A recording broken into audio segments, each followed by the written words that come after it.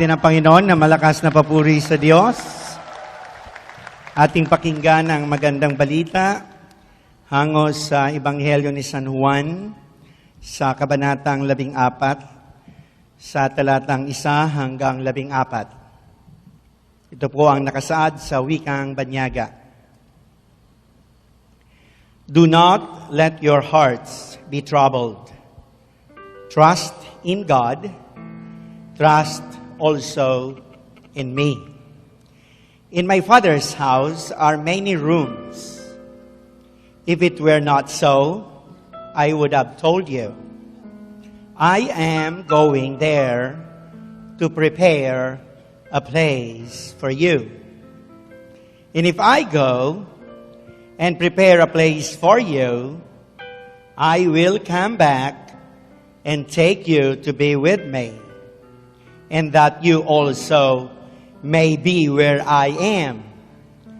You know the way to the place where I am going. Thomas said to him, Lord, we don't know where you are going, so how can we know the way?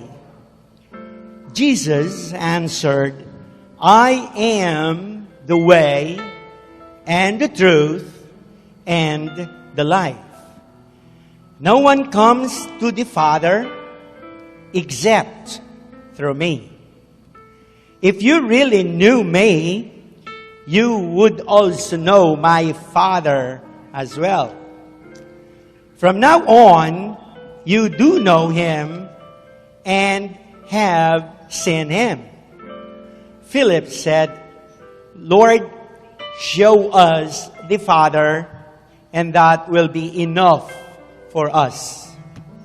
Jesus answered, Don't you know me, Philip?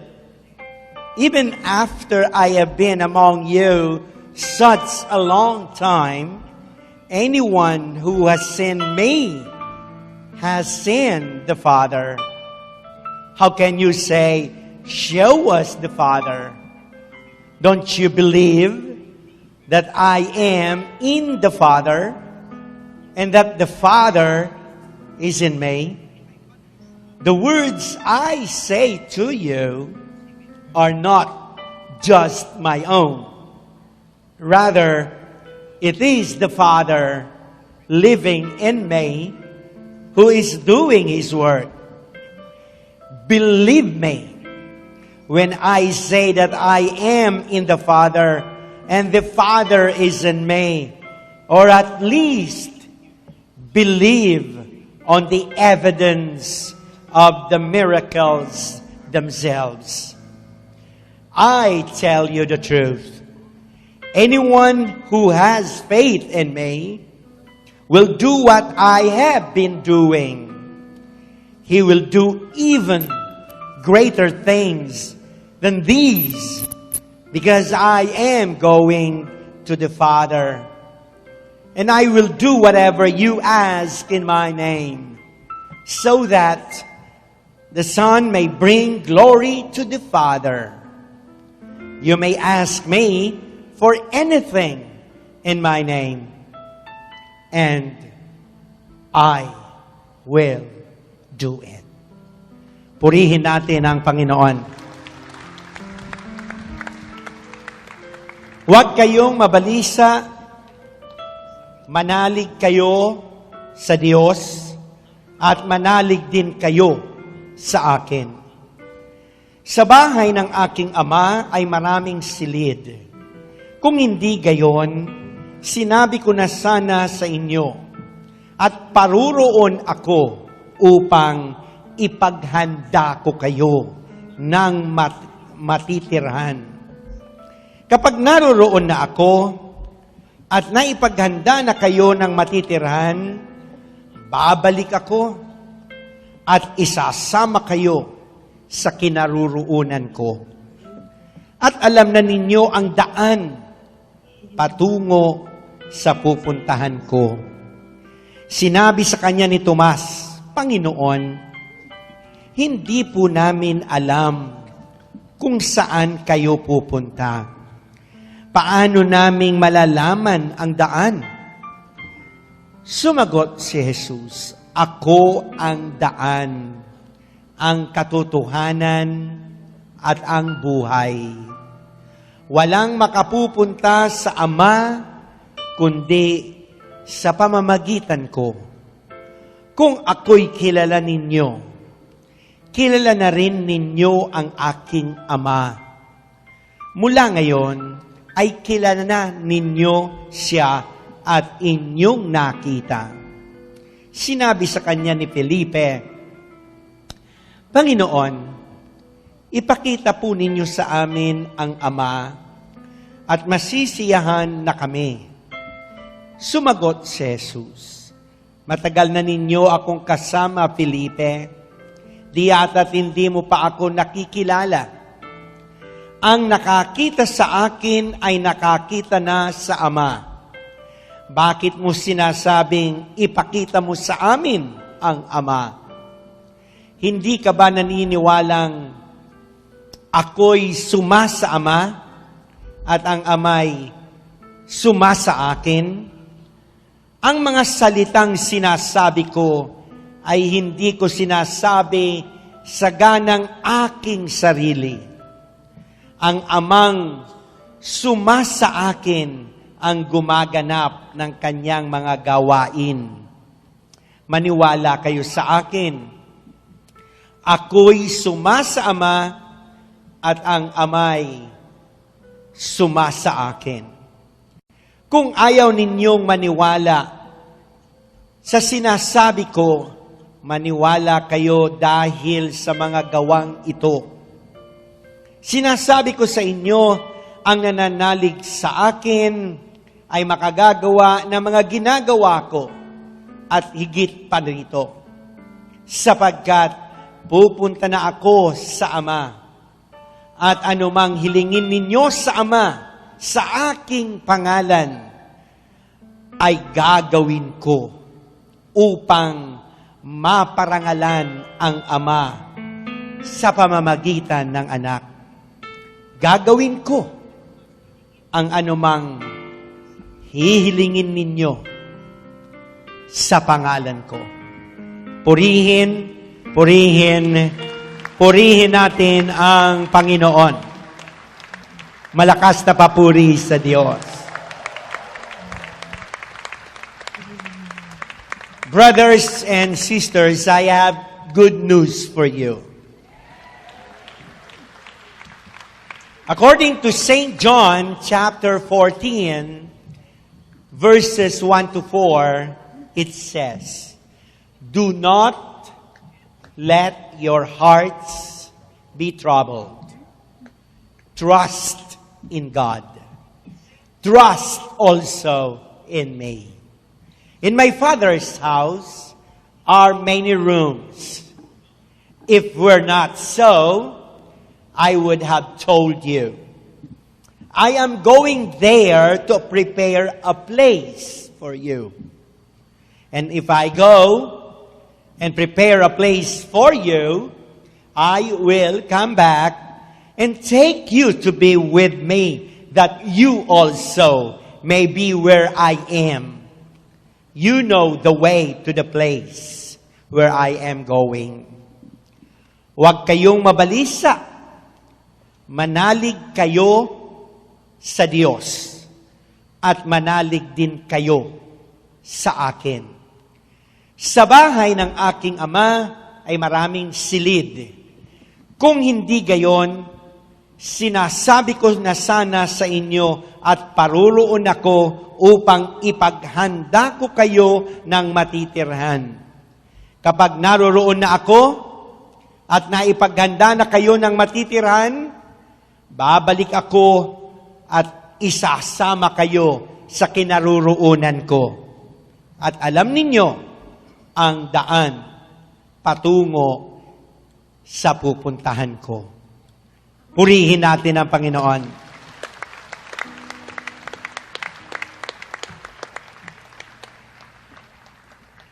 Ako'y napag-utusan na magbasa ngayon. At naalala ko, yung 3 kabalyero ang magkakasamang naglalakbay sa disyerto. Nagpahinga sila nang sila'y napagod. At sa gitna ng kanilang pagpapahinga, nakarinig sila ng isang mysterious voice na nagwika ng ganito. Mga Ginoo, dumampot kayo ng buhangin at ilagay sa inyong mga dalang lukbutan. At bukas, mapupuspos kayo ng matinding kasiyahan at kagalakan at ng matinding kalungkutan at ng malaking panghihinayang. At biglang naglaho ang mahiwagang tinig. Ang tatlong kabalyero ay wari bagang nabatubalani ng mahiwagang tinig at naging sunod-sunuran sa sinabi sa kanila ng mahiwagang tinig. At dumampot sila ng buhangin at inilagay sa kanilang lukbutan. Nag-usap-usap sila tungkol sa ibig sabihin ng mahiwagang tinig. Ngunit, di nila lubos na maunawaan na bukas, mapupuspos sila ng matinding kasiyahan at kagalakan at ng matinding kalungkutan at matinding panghihinayang. At sila'y nakatulog ng mahimbing nang sa kapaguran, baon ang palaisipang iyon. Kinabukasan, dahil iba-iba yung mga nilagay nila. No? Yung iba, maraming buhangin nilagay sa kanilang lukbutan. Yung isa naman, konti lang inilagay. At yung isa naman, basta sumunod na lang, pinakakunting nilagay.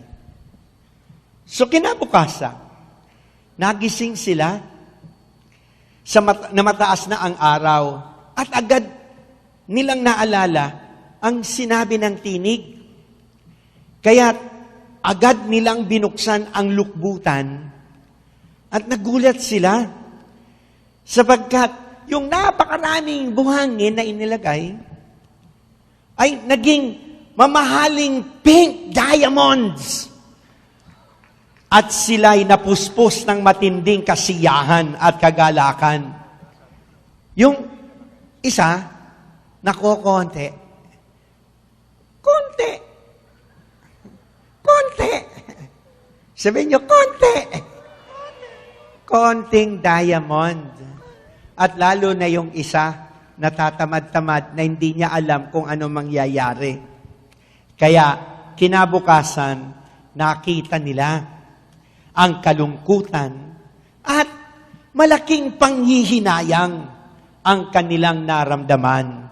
Dahil, konti ang isa, marami ang isa, at pinakakonti ang isa, na buhangin ang kanilang inilagay sa kanilang lukbutan.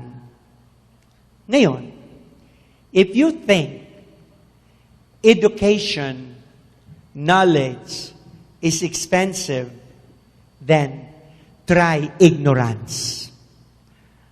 What we know is little. What we do not know is immense. Huwag tayong makontento sa konting pakikinig o basta nandyan lang tayo na present. Kailangan ngayong gabi, todo bigay tayo sa pakikinig at full participation para wala tayong panghinayangan. At tsak yun, ang lahat ng makikinig sa ating mahal na punong lingkod, uuwi ring may pink diamond. Pakinggan natin ang ating mahal na punong lingkod, Brother Mike Z. Velarde.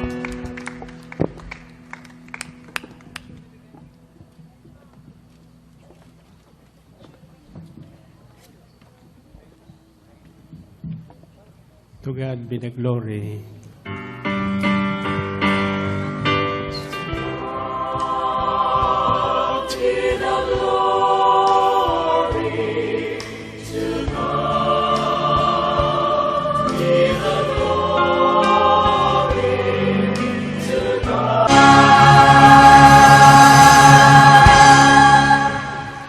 Purihin ang Panginoon. Find your partner. Unang sasabihin mo, huwag kang matakot. 1 plus 1. Pangala, sabihin mo, kasama natin ang Diyos. 1 plus 1. 3 plus 3. O ngayon, kasama ng Diyos ang sasabihin niyo. Ano ang kabaliktaran ng takot?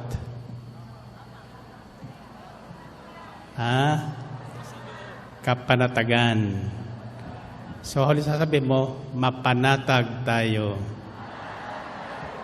1 plus 1. 3 plus 3. 7 plus 7.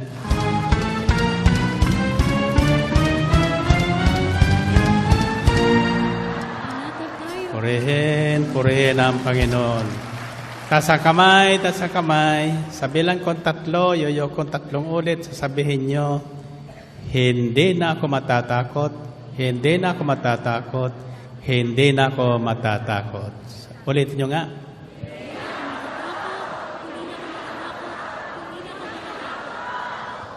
1, 2, 3.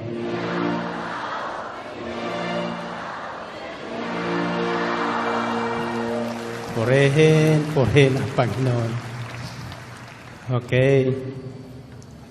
Sino sa inyo ang hindi natatakot? Maniwala ko sa inyo. Well, anyway, several times dinaanan natin ebanghelyong ito. Subalit may isang salita dito na nagbigay sa akin ng pansin, ang unang talata. The first verse of John 14 says, Jesus said, "Do not let your hearts be troubled. Trust in God, trust also in me." Huwag kayong mabalisa o mabagabag. Manalig kayo sa Diyos at manalig din kayo sa akin. Okay, first question. Bakit sinabi niya yon? Bakit sinabi ni Jesus sa kanyang mga alagad, "Do not let your hearts be troubled"? At ito rin ang sinasabi sa atin ngayon sa pamamagitan ng Espiritu Santo. Ang sabi niya sa lahat, ako hindi magkakamali kung ngayon ay may nakikinig na hindi na alam ang gagawin, sapagkat ang balitang dumating sa kanya ay nakatatakot. At ang mga balitang ganyan ay basta na lang dumarating. May dinalaw ako ng isang araw, di ko sasabihin sa inyo, nang abutan ko po, mukhang wala nang kapag-asang mukha. Kamakailan lang na makausap ko sila, masayang-masaya. Pero may balitang dumating sa kanila na talagang nakatatakot. Ang hindi niya alam, naalaman ko na naroon sila. Kaya dinaanan ko kahapon at ang wika ko, anong ginagawa mo dito? Bakit ganyan ang mukha mo? Nagulat siya sapagkat di niya kalain ako'y darating doon. So ang sabi ko sa kanya, huwag kang matakot. Huwag kang matakot sapagkat miracles are forever. Amen ba? So ang tanong ko ay, bakit sinabi ng Panginoon, "Do not let your hearts be troubled"? Why? Because God knows we are living in a world that is full of troubles. Is it possible for us not to be troubled? Ganong punong-puno ang ating paligid ng mga pangyayari at mangyayari pa na nakatatakot, nakababalisa, nakapanghihina ng loob. Pero ang sabi ng Panginoon, do not let your hearts be troubled. What is behind that question? Ano sa tingin nyo ang nasa likod ng utos na yon? Ang ibig sabihin noon, may trouble kung sa may trouble. Sabi sa John 16:33, kung di ko nakakamali, this world is full of troubles. But be of good heart or good cheer or rejoice. Sa Tagalog, lakasan mo ang iloob. Napagtagumpayan ko na ang lahat ng trouble na ito. Amen ba? Because Jesus Himself was troubled by someone, but He was never been troubled. Pinilit siyang guluhin, siraan ng loob, takutin. Pero natakot ba si Jesus? Bakit hindi siya natakot? Bakit? Sabi dito, trust in God, trust also in me. Tingnan niyo, magkaiwala yan ha. Trust in God, trust also in me. Magtiwala kayo sa Diyos at manalig din kayo sa akin. Bakit pinaghiwalay niyo yun samantalang siya ang Diyos? Sapagkat nung sandaling yon, sa taong tulad natin, naging tunay na tao ang ating Diyos. Subalit, ni minsan hindi sila nagkahiwalay. Now, most of our troubles, the cause of our troubles is basically spiritual ignorance. Kawalan ng kaalaman tungkol sa ating buhay at buhay spiritual. Amen ba? Sabi sa Hosea 4:6, people perish from lack of knowledge or due to ignorance. The other words for lack of knowledge is ignorance. Ano ang ignorance sa Tagalog? Ha? Lakasan nyo. Katangahan. Bakit nagiging tanga tayo? Ha? Anong dahilan ng ating katangahan? Noong isang gabi, tinanong ko kayo kung mga tanga kayo, anong sagot nyo? Hindi. Kayo ay? Lakasan nyo. Matatalino. Ako'y naniniwalang lahat na nakarating ngayon matalino. Amen ba? At lahat na nakikinig ngayon ay matalino. So habang kinakausap ko siya, biglang nagbago ang kanyang mukha. There was a sudden change from, ika nga, sabi ni Brother kanina, ano yun doon? Matinding kalungkutan, napalitan ng malaking kagalakan. Bakit? Ano sa tingin nyo ang nangyari sa kanya? Nang abutan ko, wala ng kabuhay-buhay, pati ang mata niya, wala ng kabuhay-buhay. Pero nagkukwento na ako at kinakausap ko na siya, biglang nagbago ang mukha, biglang nagbago ang paningin. Bakit? Sapagkat ang dala ko sa kanya ay mabuting balita. Mabuting balita. Kung kayo ay may kaibigan o dili kaya may kamag-anak na may karamdaman, huwag niyo silang dadalhan ng masamang balita. Ang dala natin lagi ay magandang balita. Always good news. Yung matatalinong tao, hindi nagiging ahinti ng bad news, kundi laging good news ang dala. Paano, Brother Mike? Namatay ng asawa. Hindi ba good news yun? Nabawasan na siya ng problema. Hindi ba? we can turn our troubles into miracles. Anything that happens in our life, God knows. At sabi sa Biblia, in 1 Corinthians 10:13, wala pang pangyayari sa buhay ng tao na hindi dinanas ng iba. Common na common ang trouble sa tao. Tinatawag ito ng karamihan pagsubok. But I insist, hindi lahat na nangyari sa buhay ng tao ay pagsubok. No? Kundi katangahan. Bakit? Hindi kasi natin alam yung punot dulo ng pinagbubuhatan ng ating mga kaguluhan sa buhay. Maging karamdaman, nasunugan, binagyo, nawalan ng trabaho, hindi pagsubok yan. Yan ay trouble that comes along. But then, ang sabi ng Panginoon Kristo, do not let your hearts be troubled. Meaning, there are troubles around, so many of them. Any moment, you will be in trouble if you will allow yourself to be in trouble. Kung hahayaan mo na ikaw ay maapektuhan, mayroon dyan sa atin, yung mukha ng ibang tao, pag tinignan mo, naapektuhan na siya.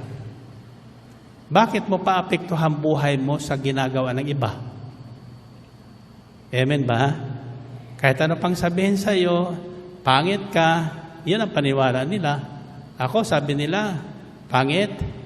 Noon, malungkot ang buhay ko kasi pinaniwalaan ko sila. Ngayon, di ko naniniwala sa kanila.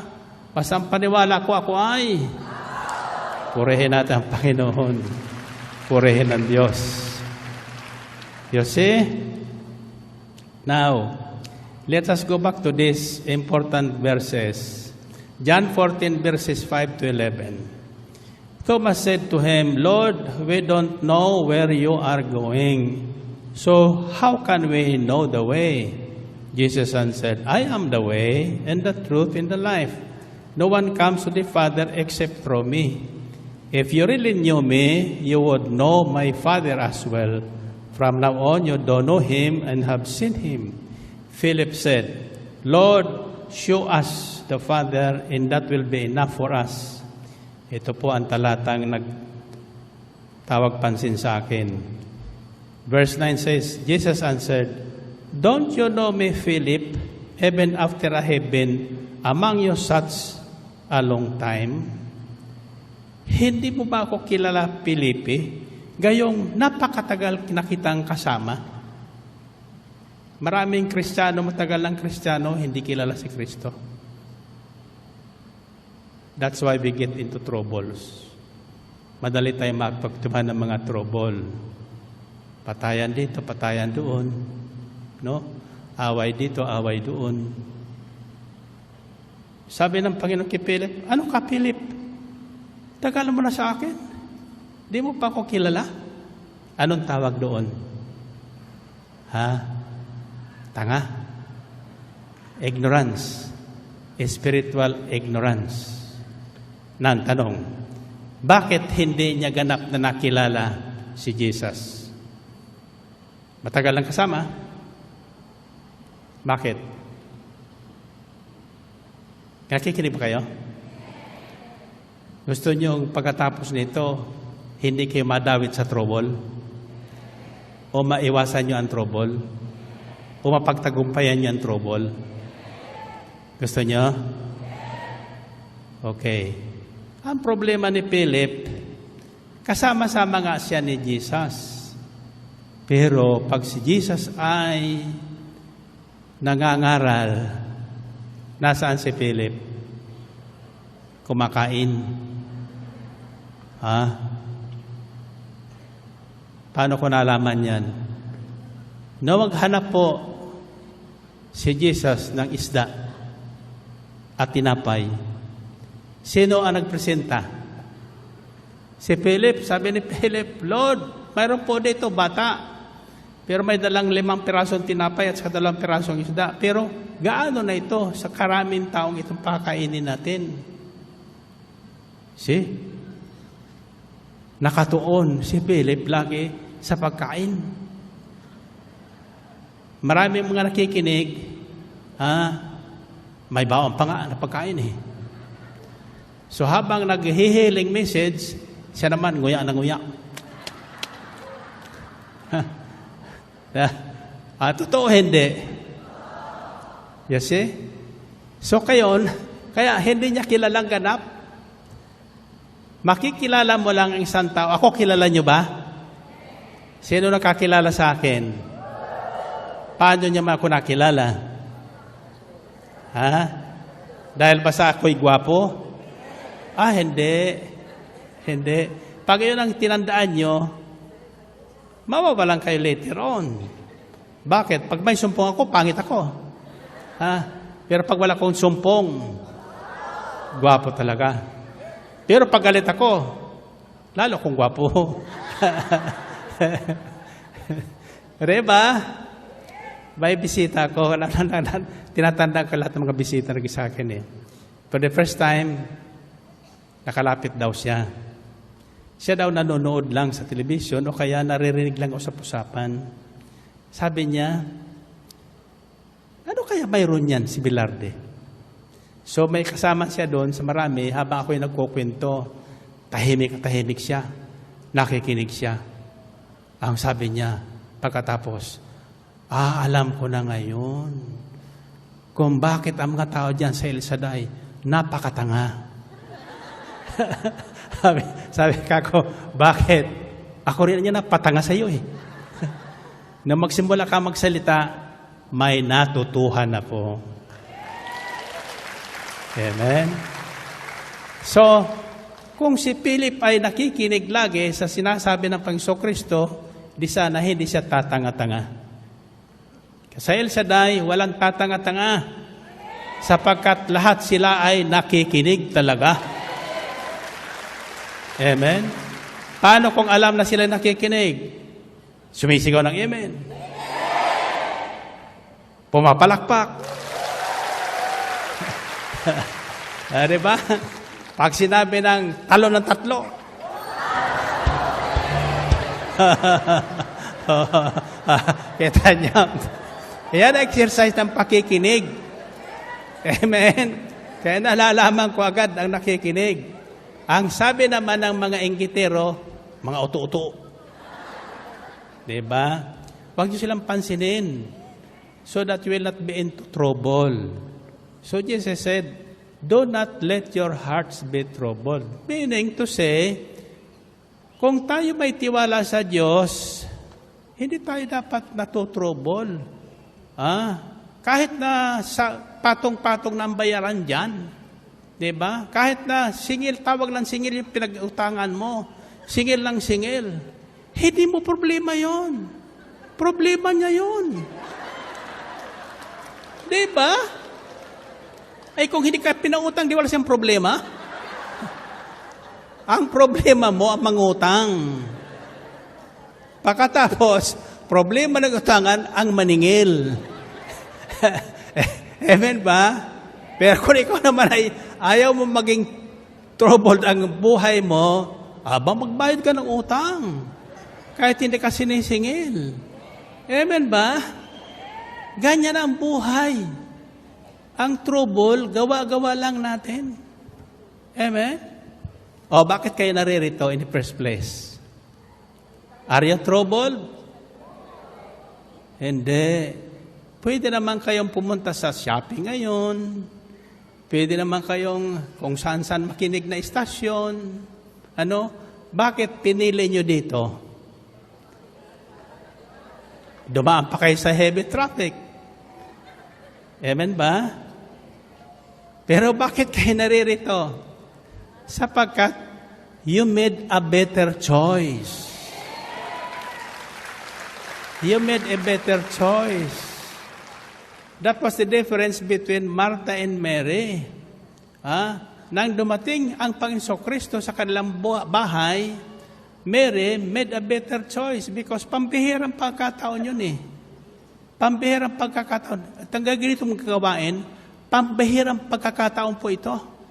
Sa akin naman, bakit ako walang sawang magsalita dito? Sapagkat may nakikinig. May nakikinig. Amen ba? Sira ng ulo kung salita dito, walang nakikinig. Amen ba? So kayo naman, bakit kayo pakinig ng pakinig? Kasi may nagsasalitang katawa-tawa. Amen ba? Dito sa El Shaddai, tatanungin kayo, kayo ba'y minsan umuwi ng malungkot? Galit? Hindi. Bakit? Mabuting balita ang lagi nating napapakinggan. Good news. Kaya pinasisigaw. Yan lagi ang sigaw ng anghel pag may inutusan silang Panginoon. Pagdating doon sa kanilang subject matter, sasabihin niya, I have good news for you. Iyan po hindi ko makalimutan na sinabi sa akin ng anghel nung first time ko narinig at nakita sa Philippine Heart Center 1978. Sabi ng babae, do not be troubled. I have good news for you. Good news. Patapos pinakita sa akin yung Biblia at saka yung verse doon. What was the good news? 1 Corinthians 10:10, sabi niya, wala pang pagsubok na dumating sa iyo na hindi dinanas ng lahat ng tao. It is common. Common to everybody yan. But don't not let your hearts be troubled because God is faithful. Tapat ang Diyos. Tapat ang ating Diyos. Yung salitang do not let your hearts be troubled para sa mga taong may Diyos. Naniniwalang may Diyos. Kaya sabi ni Jesus, huwag kayong mabalisa o mabagabag o matrobol, manalig kayo sa Diyos. At manalig din kayo sa akin, sabi ng Panginoon. You see? So, the first cause of all our troubles is spiritual ignorance. And the cause of our spiritual ignorance is lack of knowledge.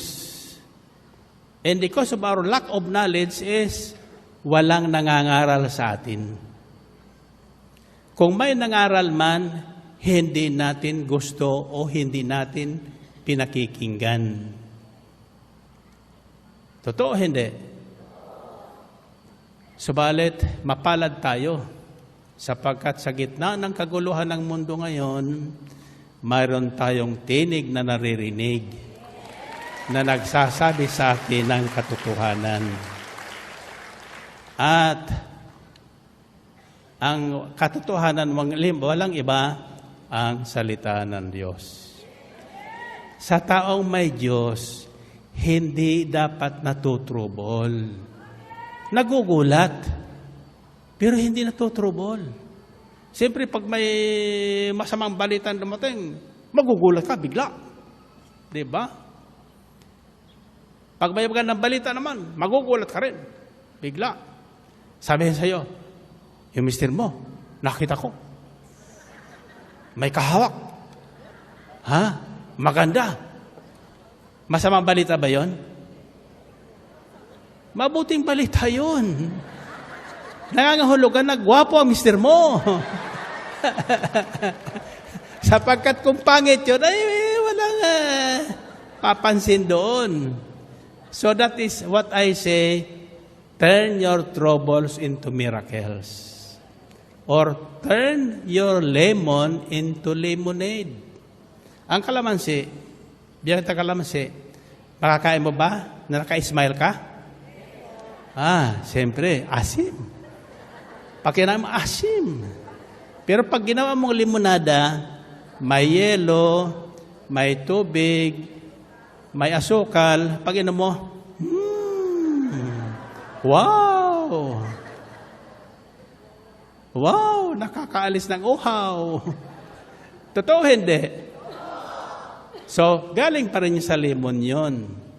So, when trouble comes, remember the lemon. Turn it into a lemonade.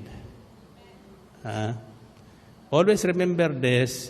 Behind the clouds, the sun keeps on shining. Sa likod ng makapal na ulap na itim na nagdadala ng ulan at bagyo, ang sikat ng araw ay hindi minsan napapatid. Naririyan pa rin. Ibig sabihin, sa buhay natin, anuman ang nangyayari, masaya o malungkot, tatandaan nyo, si Kristo'y kasama natin. Amen. So anong kailangan natin? Very clear instruction ng Panginoon. Trust in God.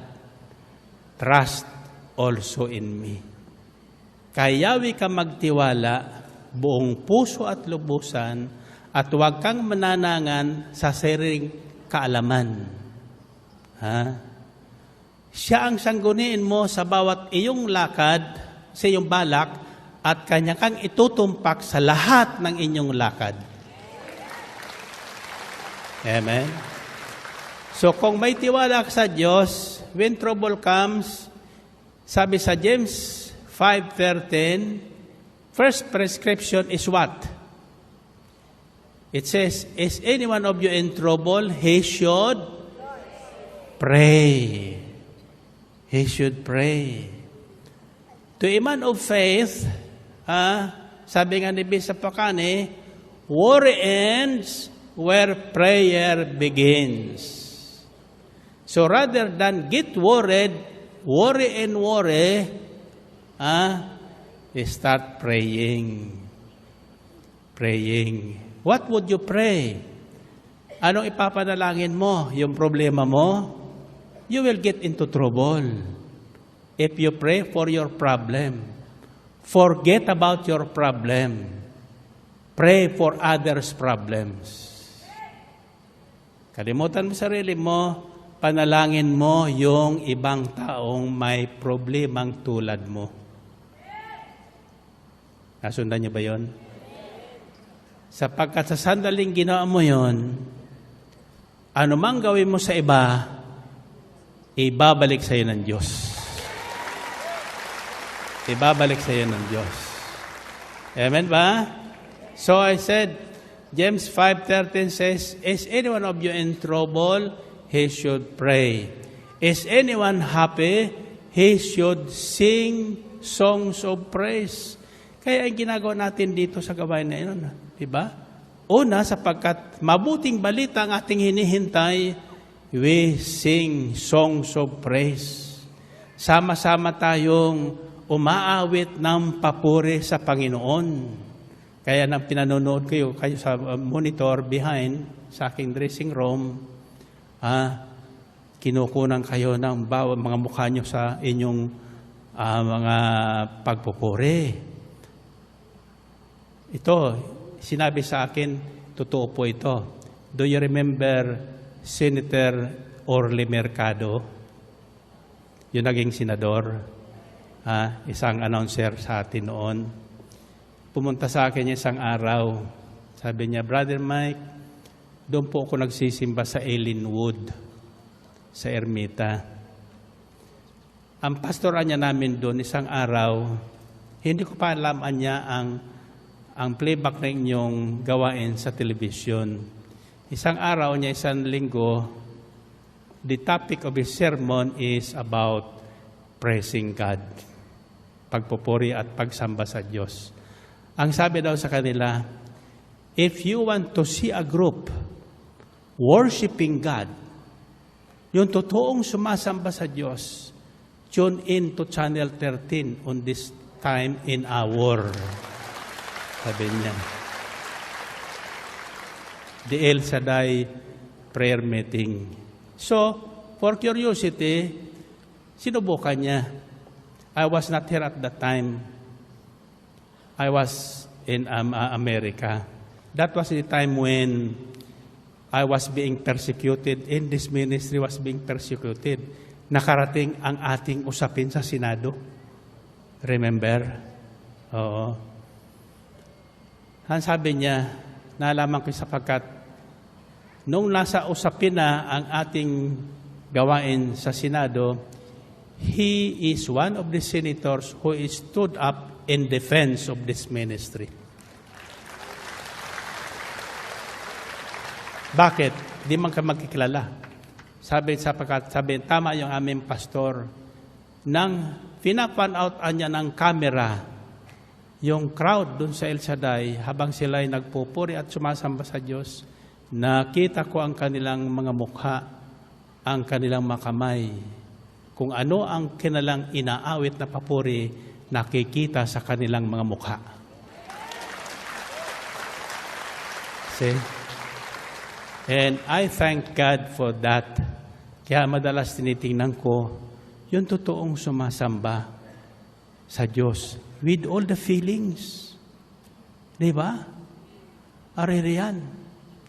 Mayroon naman, siyempre, don't be offended sa mga baguhan na sometimes naiilang tayo. First time natin masama sa mga ganon, mga siraulo, ano? Sapagkat kapag kaharap ka ng Diyos, sa tingin ng mundo, siraulo mo. Wala ka naman nakikita eh. Pero tuntudo kosto, parang nandyan siya. Talaga naman nandyan siya. Amen. Kaya, paano naman tatanggihan ng Diyos ang ating mga kahilingan? Ang sabi ni Jesus sa isang Samaritanang lumapit sa Kanya, "Woman, great is your faith. Your request is granted."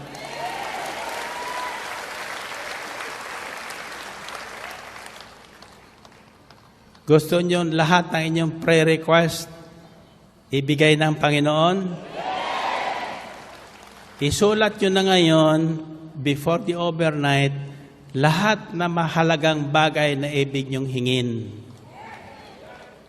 Write a request every day, 1 or 2. Yung importante na hindi maibibigay ng tao.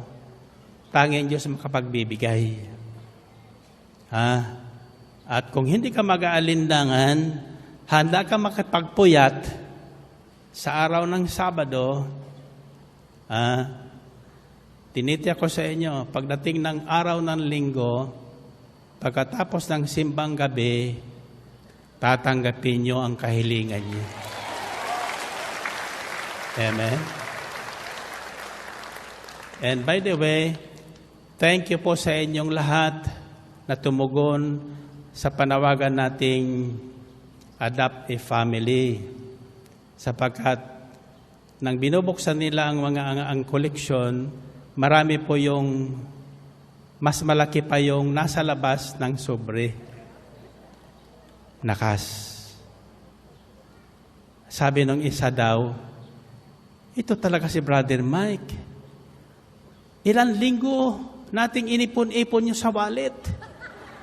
Sabi niya, wag babawasan. Pagkatapos binigla tayo kalahati. Ay, nung araw pa naman niya yun, nalagyan ko ng marami yung wallet ko.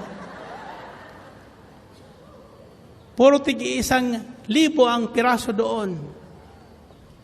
I remember now, araw ng gawain din ng Martes, third year of this ministry sa Morsolo.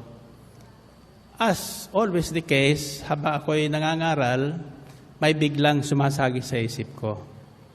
So, ang sabi ko, taas lahat na handbags and mga wallets. Taas naman sila lahat. Gusto malagyan eh.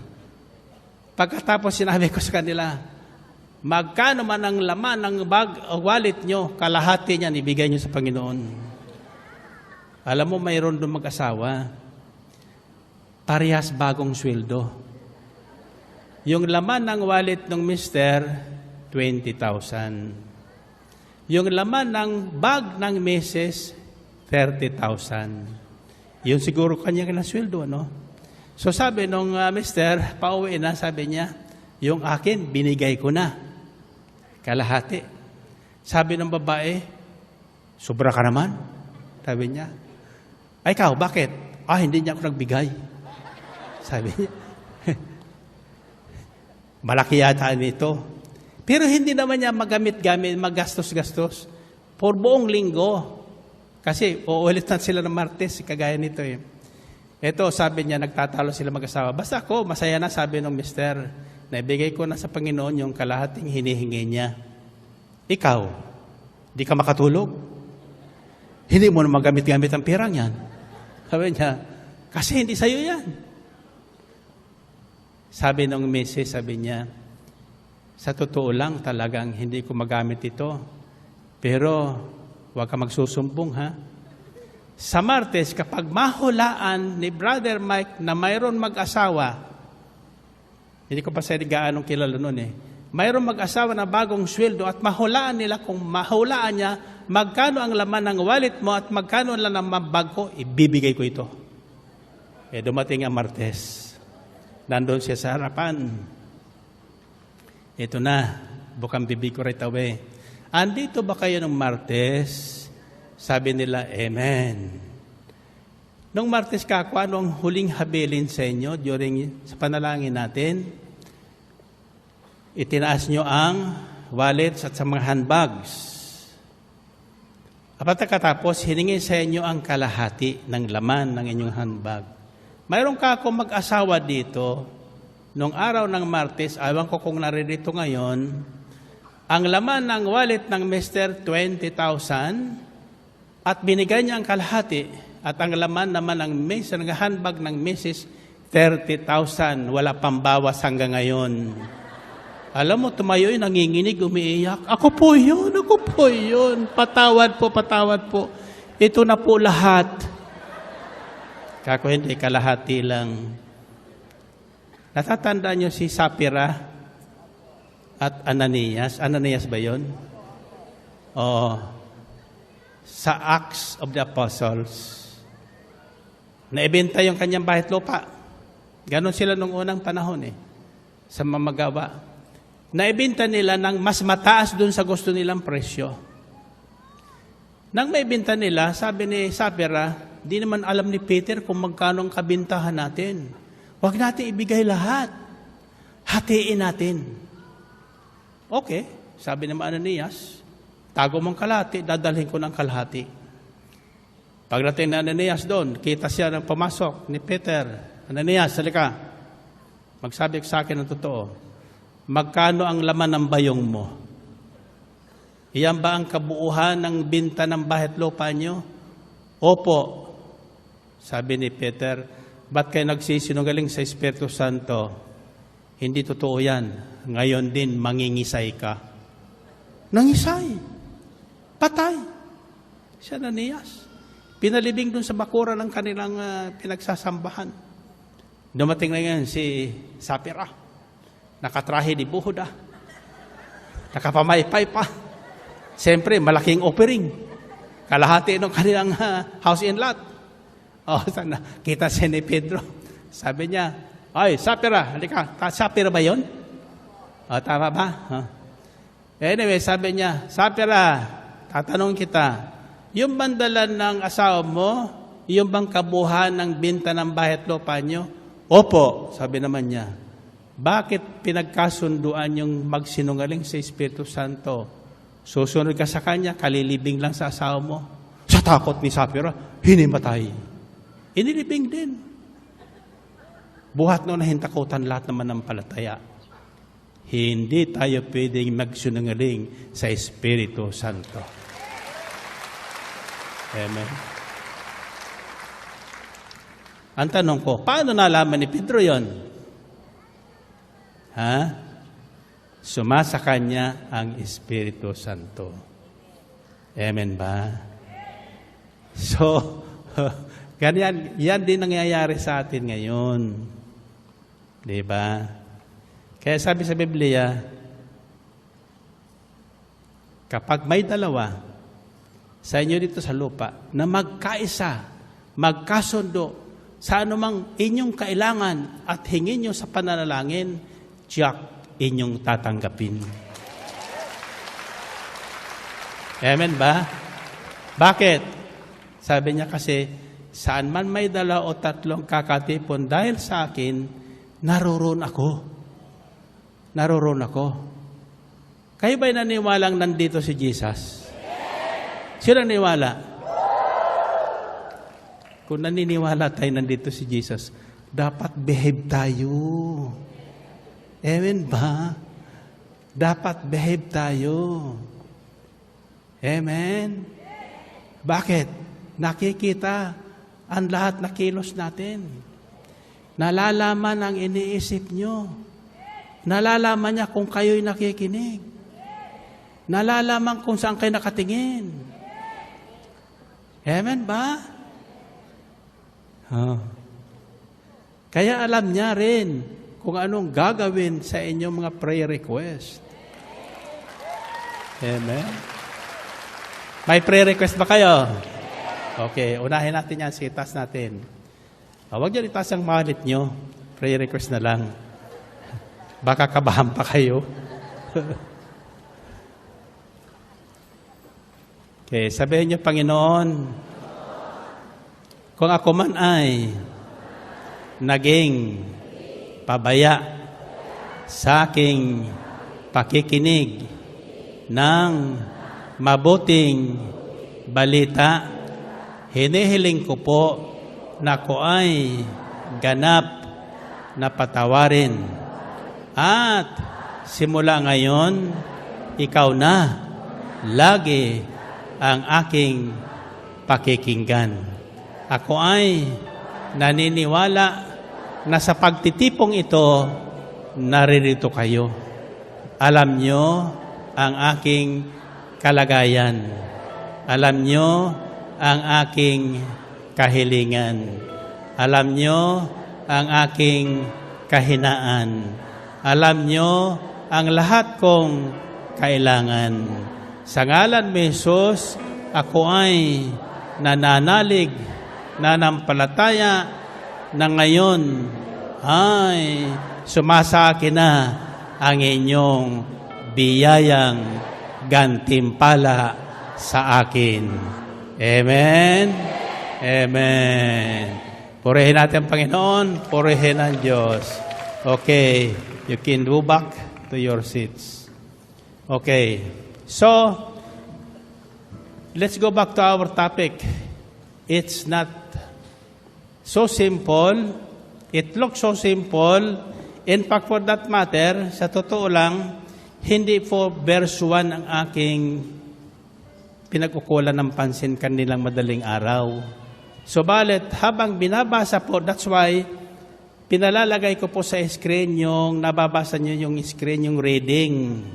Sapagkat habang tinutunghay yung nagbabasa ni Brother Rene or Brother Ray Vargas or Brother Rafi Lawang, kung sino ang aking mapag-utusan, tinitinan ko po yun doon, na parang ako kayo. Ha? Tinitingnan ko at habang trino-pronounce nila ang words, the Spirit of the Lord speaks to me. What word? Sapagkat ang aking panalangin, Lord, just say the word. Hindi naman sinabi ng Sentonyor, say the words. Just say the word. Sabihin mo lang ang salitang kailangan ko. Kailangan ng aking katulong na may sakit at gagaling siya. Pag sinabi mo yun, yun ang hinihintay niya. That is what I always pray every time I prepare a message. I say, Lord, just say the word. Here I am to pronounce it. Hindi ang akin. Of course, I prepare. Naghahanda din ako. But along the way, habang tinutunghayan ni Brother Vargas, oo nga naman, first words is a command. Utos. Do not let your hearts be troubled. Trust in God, trust also in me. I said, why? Kaya nagtanong ko kay Brother Rafi kanina habang kami nanonood nun sa reading sa screen. Kako, Brother Rafi, bakit sinabi niya, do not let your hearts be troubled? Bakit? Well, first is, Jesus knew that there are so many troubles. This world is full of troubles. Either it is our own making or somebody causes the trouble. But it is possible for us not to be troubled.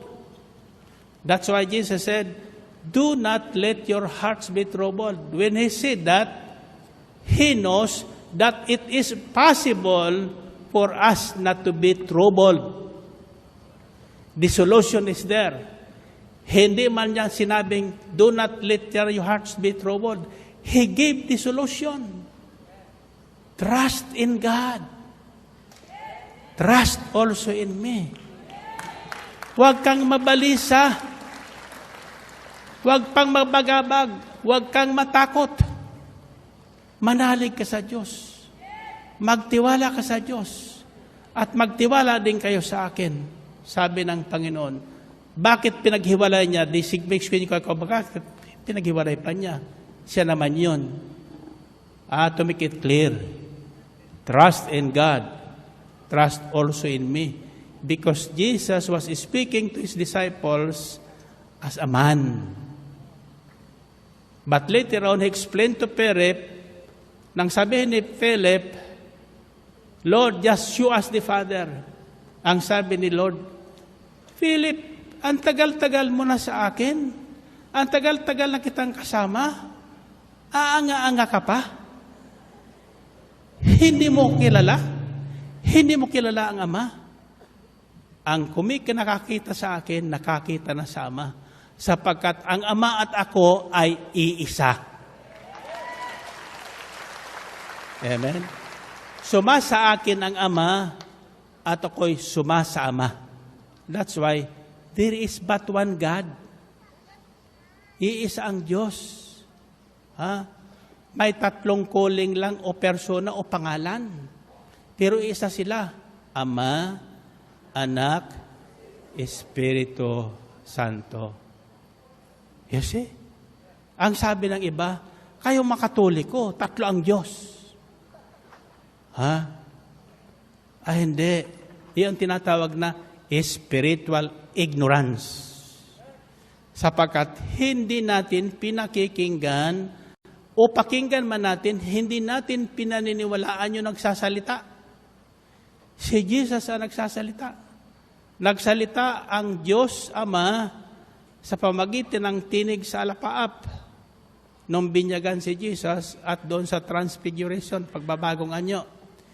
Ito ang aking anak na pinakamamahal at kinalulugdan.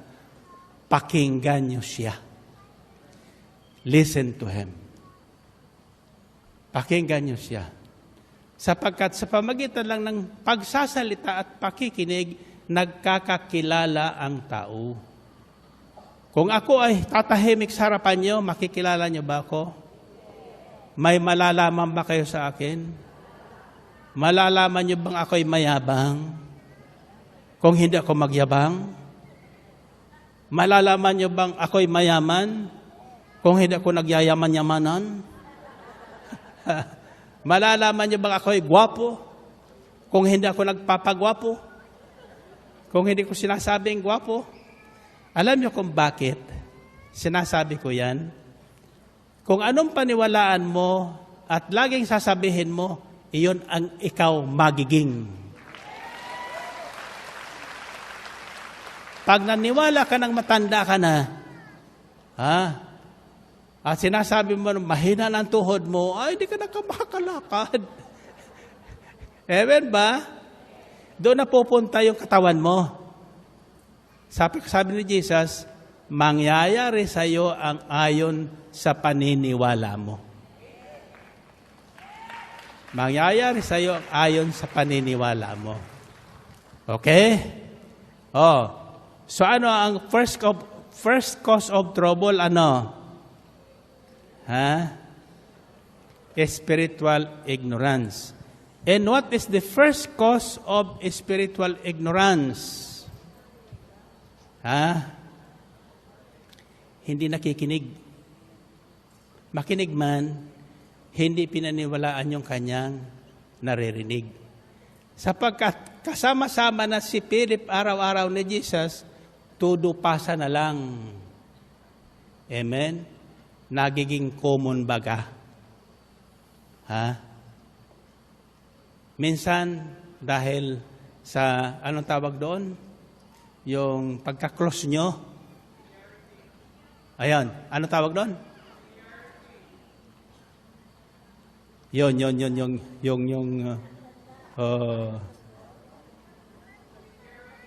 Familiarity. Hindi. Ito po, tatandaan nyo. Itong aking kaunting nalaman. I'll share it with you. No one knows the heart of man. And no one knows who we are. Except tayo at ang Diyos. Tandaan mo yan, ha? Walang nakakaalam ng kung sino ka at kung ano mayroon ka. Maliban sabihin mo. Maliban sabihin mo. Lalo ng demonyo. Hindi ka makikilala ng demonyo. Hindi malalaman kung anong problema mo. Maliban sabihin mo.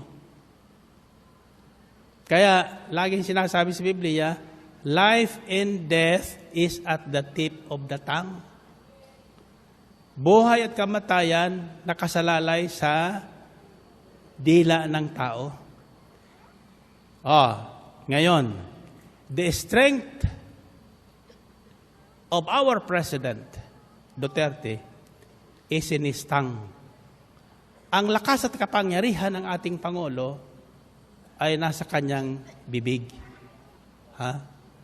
Nandoon din sa kanyang bibig ang kanyang kahinaan. The weakness and power of a person is in his tongue.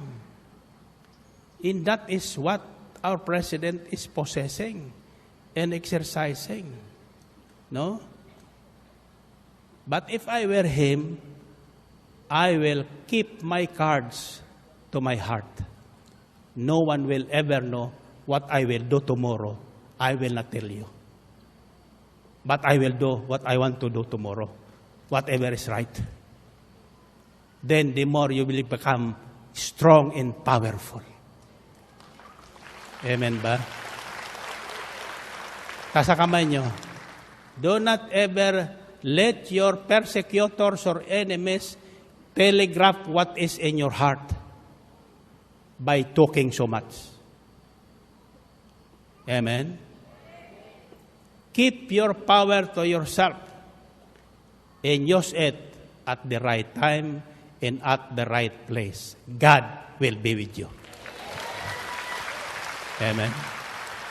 Marami kasi nagtatanong sa akin, anong assessment mo sa ating Presidente, Brother Mike, by time Mike? Kako, he is great. And I believe he will become great if he will discover his power and his weakness. And if he will know how to use that, we will have a great president and a great accomplishment that is to come.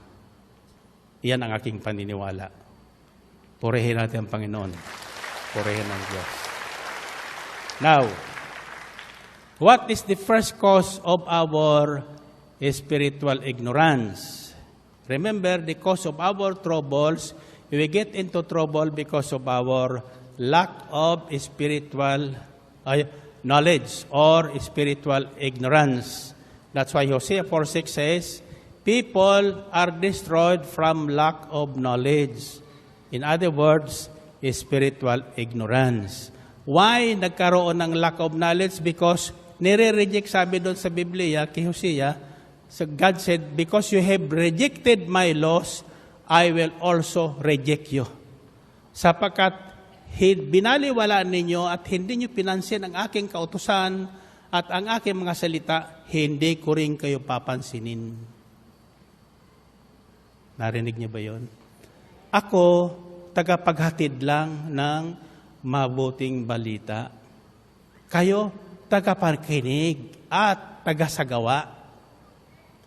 Kung pakikinggan nyo, paniniwalaan at isasagawa, mararanasan nyo at makikilala nyo kung sino ang ating Diyos.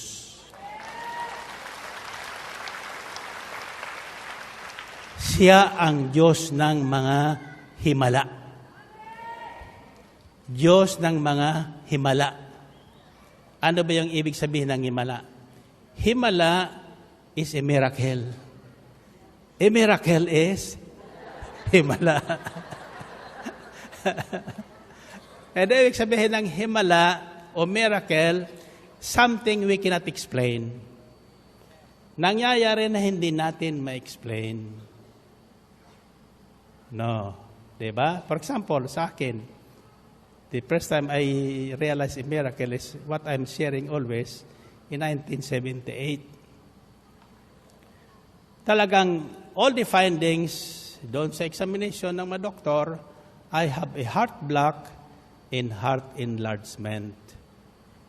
But after that incident, nung gabing yun na dumating sa akin ang mabuting balita, 4 days later, my doctors came in and said, a miracle must have happened to you. First time narinig yung miracle. Why? Because all your, anong tawag doon sa, signs, vital signs, your heart is normal. Your heart is normal. Wala naman silang ginagawa pa. Wala silang ginagawa kasi hindi lang po nung gagawin lang. Kung operahan ako, papalitan yung puso, whatever it is. Pinag-aralan pa nila. Then all of a sudden, another examination later on, it says, normal. Normal. Makakauwi ka na niya. Ang problema ko, normal nga yung puso ko. Nung ako'y umuwi, hindi na normal. Ganito na. Di na mapigil ang aking bibig sa kakukwento kung ano ang ginawa sa akin ng Diyos. That is our duty before God and before man. To become His witnesses. Kaya pinagkakalob sa atin ng Espiritu Santo para tayo ay maging saksi ni Kristo. Saksi ni Jehovah. Jehovah, diba? Jehovah's Witnesses. Ayan ang tawag nila doon. Pero that is us. Yan ang ating tungkulin. Diba? To be born again. Palibas sa mga Katoliko, bago yung pandinig natin, pero nasa Biblia yun. Sabi ni Jesus, you must be born again. Amen? Hindi naman rin yun ang born again eh. Diba? Kaya ako'y bago matuto dito sa Biblia, pagpunta ko dun sa mga born again, kasi nagsimula ko din dyan eh. Sa mga prayer meeting ng mga born again na yan eh. Wala naman kasi sa simbahan noon eh. Pagdating ko dun sa mga born again, naririnig ko, here comes the Catholic. Dumarte yung Katoliko. Pagpunta ko naman sa mga prayer meeting ng Katoliko, here comes the born again.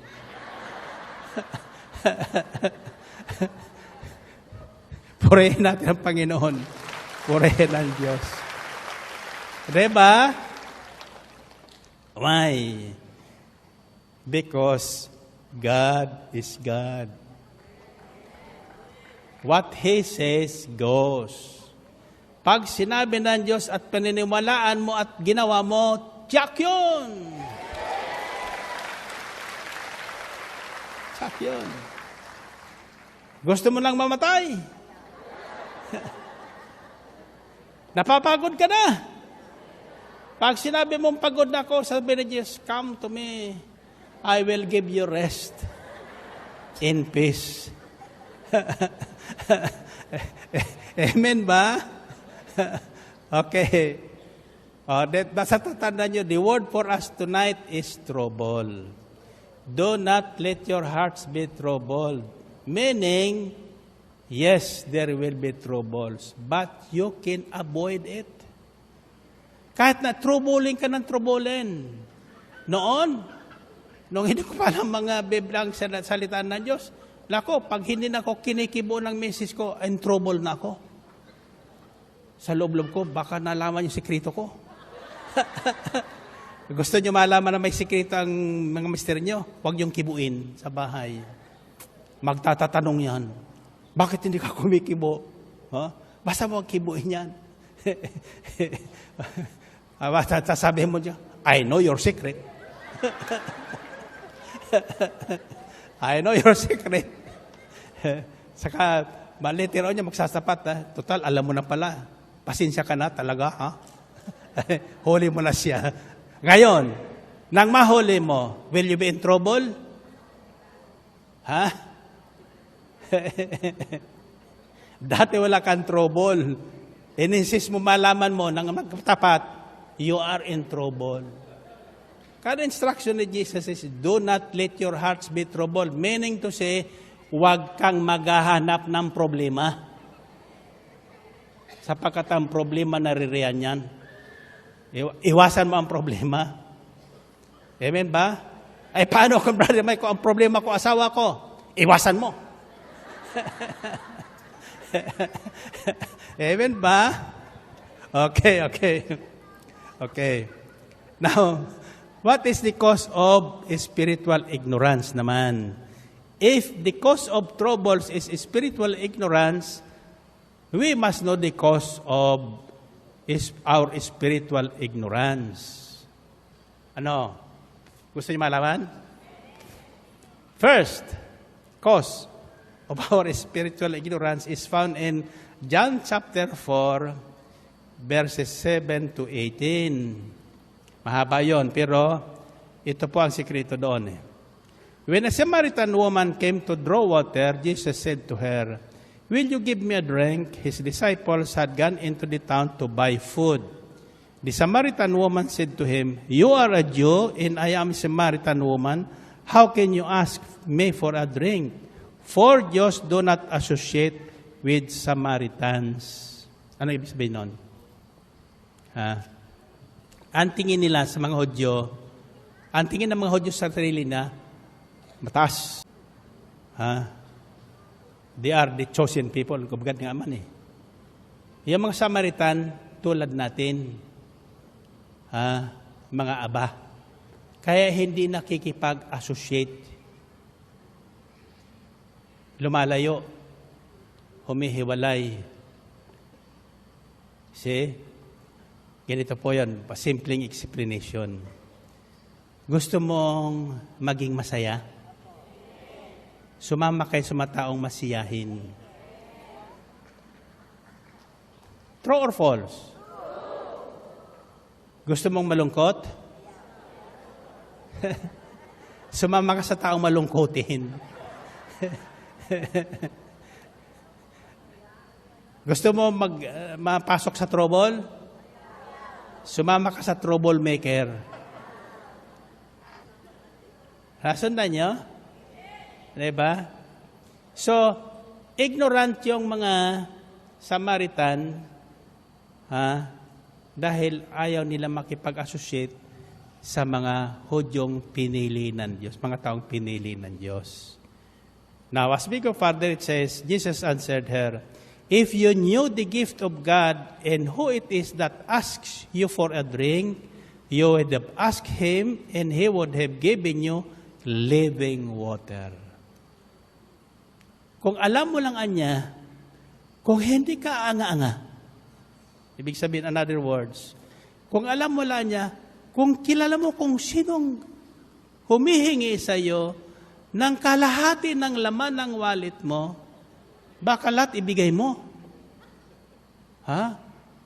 Sapagkat, kapag humingi ka sa akin, yung binigay mo, ibabalik ko sa iyo ng 100 ulit. 100-fold. Diba? That's what the Bible says. Give, and it will be given to you. A good measure, shaken together, and running over. Magbigay ka at bibigyan ka ng Diyos, hustong takal, siksik, liglig, umaapaw pa. Umaapaw. Pag nagbigay ang Diyos, umaapaw. Amen ba? Yung tatlong kwento ni parable ni Brother Ray Vargas doon sa tatlong maglalakbay, yung isa, sumunod sa tinig. Pinuno yung kanyang lukbutan ng buhangin. Hindi man niya maintindihan. Ang hindi maintindihan, yung buhangin na walang halaga, kinabukasan magbibigay sa kanya ng malaking kagalakan. Amen ba? Yung iba naman naanga-anga, ano yung gagawin ko dito sa buhangin na ito? You know? Kagaya ng paglipat natin dito, unang transfer natin dito, biglang sinabi ko, magpulot kayo ng bato. Bato. Iuwi nyo. Kinabukasan, walang bato dito. Dalalan ni lahat. Pagkatapos isang linggo, may nagrong papapatotoo. Nilaga niya yung bato. Ako, Diyos ko po, anong ginawa nito sa bato? Nilaga niya yung bato. Sapagkat yung anak, apo niyang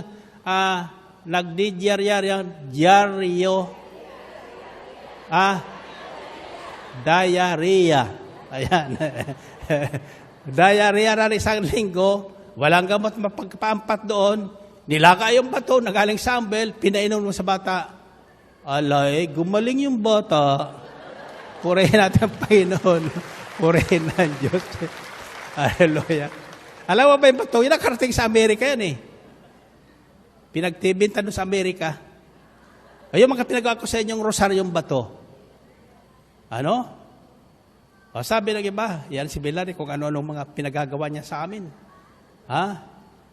Gumagawa nga siya ng bato. Reklamo naman reklamo. Hindi natapos yung rosaryo niya. Saka reklamo. Ayun isa naman, gumawa ng masayang kalooban, ngayon, manufacturer na siya ng rosaryo. Rosaryong bato. Amen ba? Yung iba naman dyan, mas marunong pa sa nagbigay ng instruction. Hindi bato ang ginawang rosaryo. Puwet ng baso. Hallelujah. Pag sinabing buhangin ang damputin, buhangin ang damputin. O kinabukasan, ano nangyari sa buhangin? Isang lokbotang diamonds. Amen ba? Ngayon, ang iuwi nyo, hindi diamonds. Ginto. Ginto. At higit pa sa ginto. Higit pa sa ginto. Sapagkat kung kayo nakikinig, you will no longer be in trouble. Alam nyo na ang solusyon sa trouble. Diba? Huwag kang sa tao magtiwala. Kay Yahweh ka magtiwala.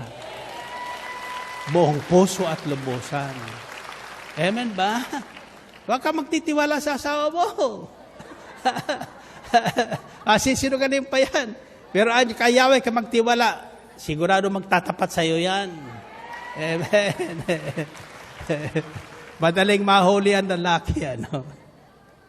Bakit ko alam yan? Experience ko yan eh. So sabi na Jesus sa babae, kung alam mo lang kung sino ang humihingi sa iyo, disin sana ikaw ang hihingi sa akin at ibibigay ko naman sa iyo. Na hindi ka na muling magkukulang. Kalahati nga lang hiningi sa iyo, nagreklamo ka pa. Pero nagbigay ng kalahati na walang reklamo, tiyak yun, di na magkukulang. Amen.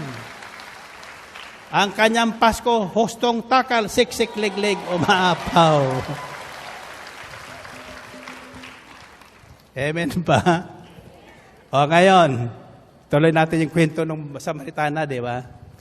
O, sabi ni Jesus, sabi ng Samaritana, o, bigyan mo ko.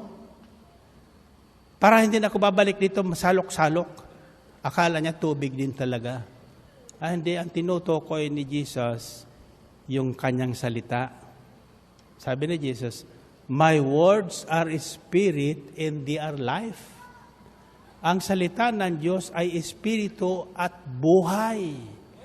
Nagbibigay buhay sa taong walang kabuhay-buhay. Amen ba? Sa taong walang ginagawa kundi maghanap buhay.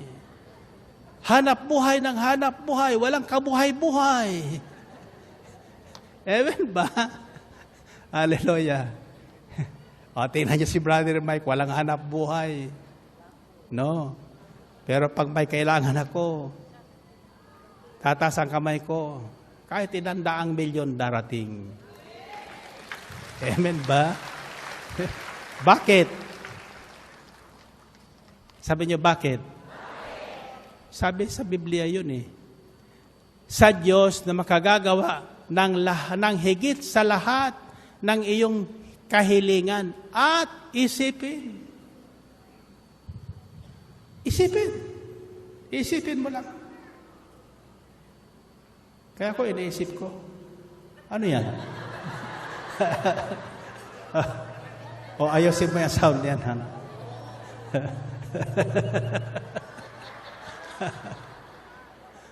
O pwede pa yung ganyan, ano? Okay, tayo nyo. Pag hindi pa kayo nakangiti, sa oras na ito, postiso ang ngipin nyo.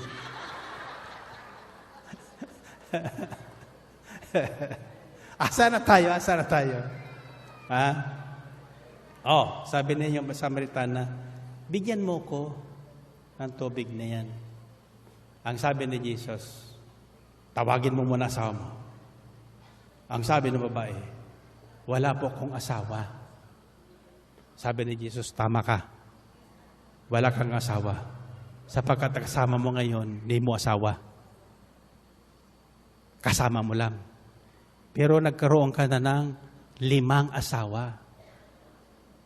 Pero sabi ni Samaritana, ba't mo alam? Ba't mo alam? Ha? Ang sabi niya, ikaw yata ang Kristo. Bakit? Diyos lamang nakakaalam ng lahat ng ating buhay. Past, present, and future. Aliyosin yan, soundhan yan dyan, ha? para hindi kami nagugulat dito. Tatandaan nyo, hindi pa lumalabas ang entertainment pin nyo.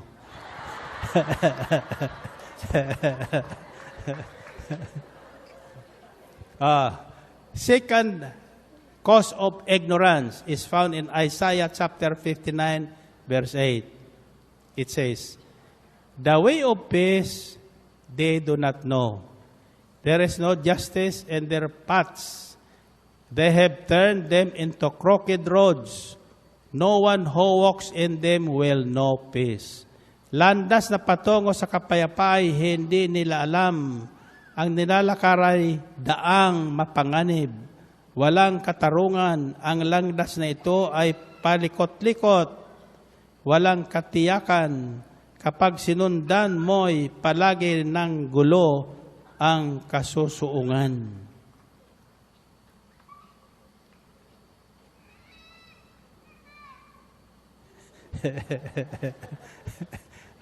Naunawaan niyo ba yun?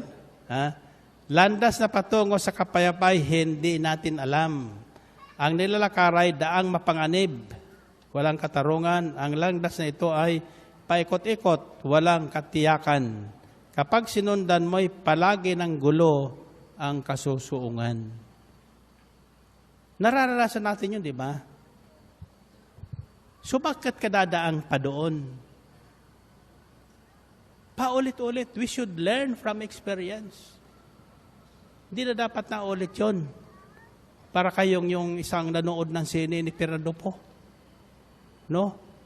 Madalas si kwento yan eh. Totoo kasi ito eh. Pumasok sa sinihan.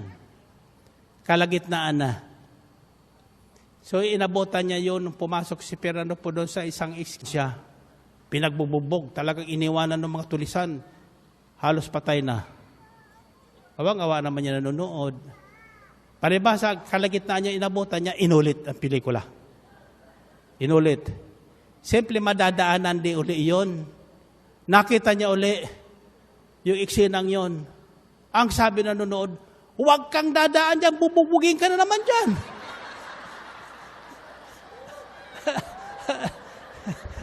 ay dumaan doon. Di pinagbububog, sabi niya, akala ko ba matalino ka? Binubog ka kanina dyan, dumaan ka na naman ngayon.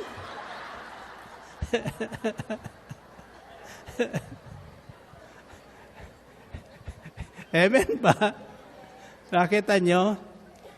So, we should learn from experience. Napasubo ka na doon, yung kinahinatnan mo ay kaguluhan, ba't ka uulit doon? Alam mo naman na mahigpit maningil yun. Hindi ka patutulugin, ba't nangutang ka uli doon? Ikaw naman nagpapautang, alam mo hindi nagbabayad yun, ba't pinautang uli?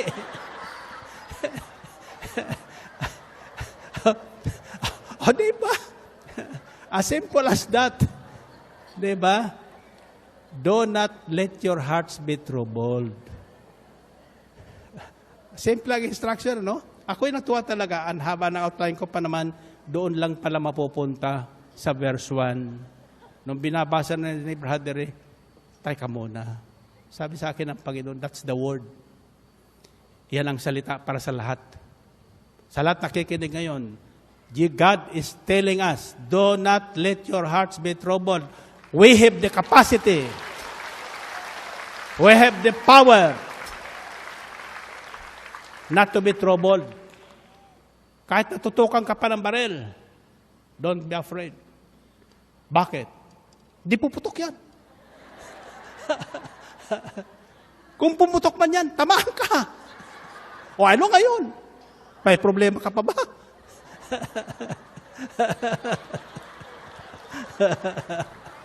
Purihin natin, Panginoon. Purihin ng Diyos. And finally,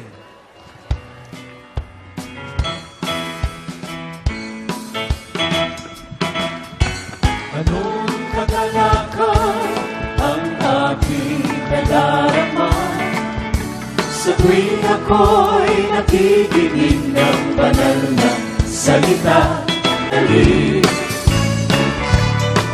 Ako ngayon ay tagumpay, finally. Finally. Finally. Finally. Finally. Finally. purihin ang Panginoon. Finally, ano ang pinag-uusapan natin? The cause of trouble is spiritual ignorance. And the cause of spiritual ignorance is, yung mga nabanggit ko na. And the next is, hindi pa tayo tapos dito eh. Siguro mga isang linggo pa ito. You read Ephesians chapter 4 verses 17 to 19. It says, "So I tell you this and insist on it in the Lord, that you must no longer live as the Gentiles do, in the futility of their thinking.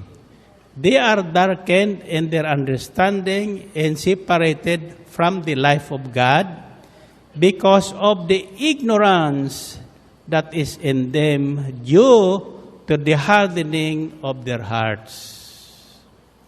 Sa Tagalog, sabi niya, para kayo malayo sa trouble, iwasan nyo na ito. Huwag na kayong gumaya doon sa mga hentil na walang nalalaman tungkol sa Diyos, walang kilalang Diyos. Walang iniisip kundi yung mga makamundong bagay. Bakit? Sapagkat ang kanilang kaisipan ay nalabuan na.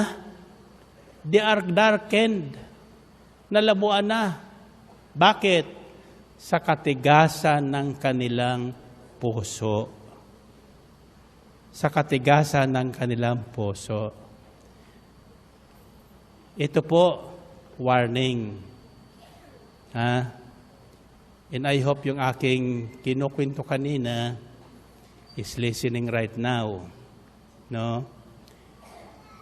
Once we go so proud of ourself, of what we have, of our profession, of our position,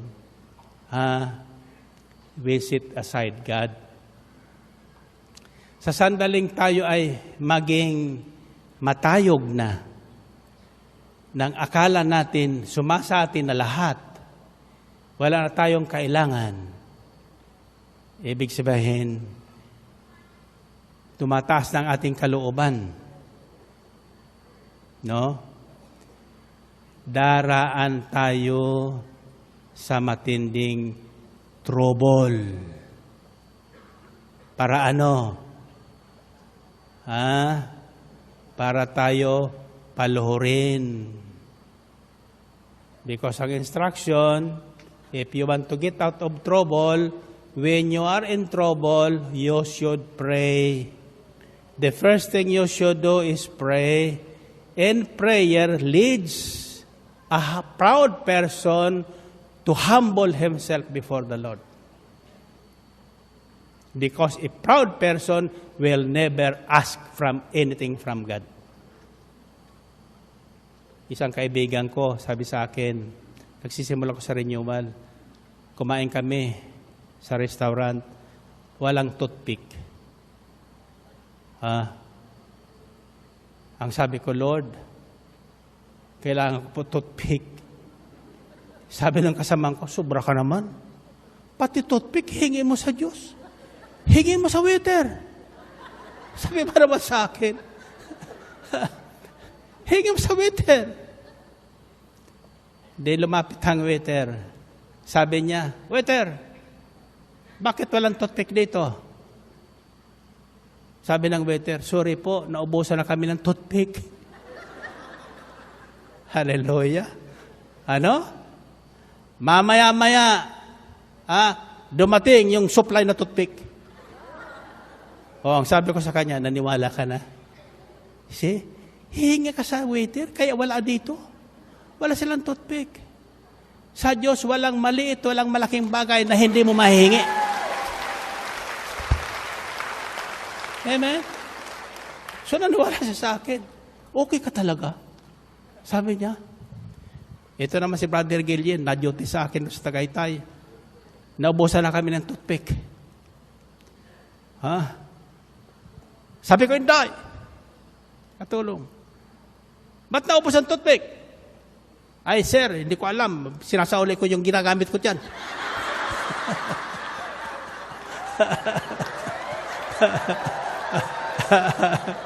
Ay, ngayon, si Sister Belmar, marunong yan, Sister Belen. Lagi may toothpick yan sa kanyang wallet. So, kinuha yung toothpick niya. Pinutol. Binigay sa akin kaputol. Di pa rin kami toothpick, sabi ni Gillian, nagmamasip sa amin, ay ma'am, alam ko na kung bakit kayo mayaman.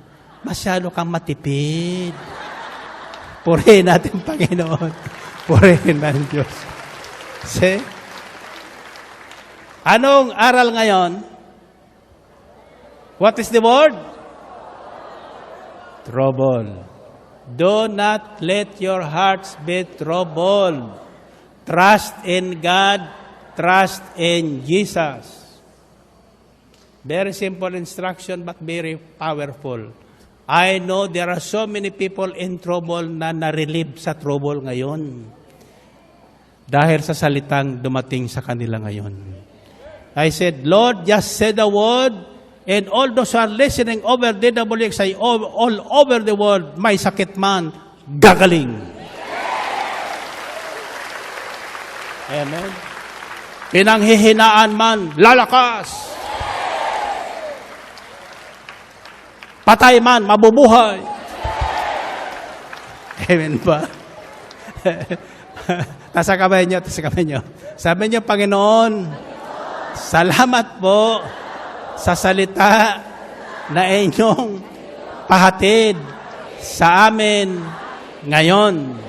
Alam ko na kung paano ako iiwas, lalayo sa trouble. Ano dahilan? Anong solusyon? Magtitiwala ako sa Diyos. Sa Kanya lang ako mananalig. Sa Kanya lang ako hihingi. Tsak yun. Aking tatanggapin. Amen. Amen. Find your partner. Find your partner. Anong sasabihin mo? Do not let your hearts be troubled. 1 plus 1. Pangalawa, trust in God. Trust in Jesus. 1 plus 1. Let your heart be troubled. 3 plus 3. Trust in God, trust in Jesus. Oh, nakinig ba kayo? Kung kayo nakinig, anong sasabihin mo sa huli? Ha? Hindi, sasabihin nyo, kayo naman yan, hinuhulaan niya. Sasabihin nyo, Jack yun. Masaya ang Pasko mo. Ulitin mo nga. Yun, masaya ang Pasko mo. 1 plus 1. Let your heart be troubled. 3 plus 3. Trust in God, trust in Jesus. 7 plus 7.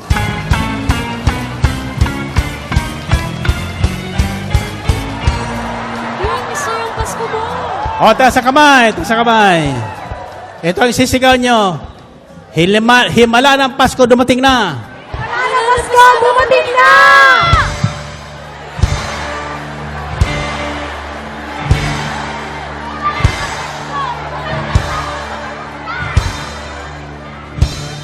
Ipanala, Pasko, dumating God na! bless you all. Amen. Salamat sa Diyos. Himala ng Pasko, dumating na. Naglaho na ang iyong pagkabalisa. Amen. Yun. So, ito po, uli ang Tuesday, family appointment. Ito po ay noong May 16, 2017. So, ito po ay ang ginamit po ng ang ating punong lingkod. Siyempre, ang ating gwapo servant leader, Brother Mike Sibelarde. At ang gospel, kanya pong ginamit ay ang John 14, 5:11. Do not let your heart be troubled. Yan, ang sarap pakinggan. Do not let your heart be troubled. Trust the Lord, trust also in me.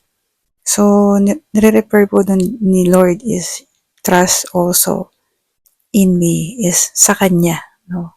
Magtiwala din tayo sa Kanya, sa Panginoong Yesus, sapagkat ang Ama ay sumasaa Kanya sa anak. So, iisa sila ng layunin. And para daw po, sabi ng punong lingkod, para daw tayo ay makalaya sa mga trouble ng buhay na ito, ay tayo daw po ay magkaroon ng kaalaman, ano? Spiritual ignorance, yun po yung nagiging hadlang para tayo ay makapamuhay ng payapa. So, alamin po natin.